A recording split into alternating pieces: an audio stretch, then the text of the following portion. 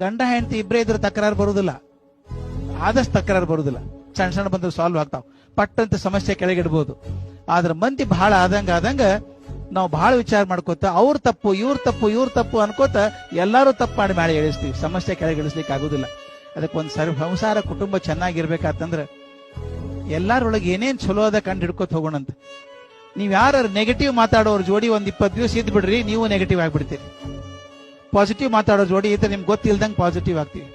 ಜೀವನದಾನ ನಾವು ಅದನ್ನ ಮಾಡ್ಕೋಬೇಕು. ಫ್ಯಾಮಿಲಿ ಒಳಗೆ ಆದಷ್ಟು ಒಳ್ಳೇದು ಎತ್ತಿ ತೋರಿಸಿದ್ರೆ ಎಲ್ಲರಿಗೂ ಆ ಗುಣ ಬರ್ತದೆ.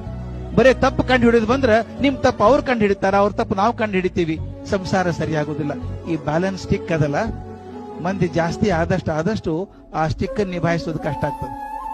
ಅವ್ರೇನ್ ಮಾಡ್ತಾರೆ ನೋಡೋ ಬದ್ಲಿ ನನ್ನ ಬಟ್ಟನ ನೋಡ್ಕೊಂಡ್ರೆ ಸಾಕಾಗಿದೆ, ಆಗ ಸಂಸಾರ ಸರಿ ಆಗ್ತದೆ. ಹಂಗೆ ಎಲ್ಲಾರ್ದು ಆಗ್ಲಿ ಅಂತ ನನ್ನ ಅಪೇಕ್ಷೆ. ನಮಸ್ಕಾರ.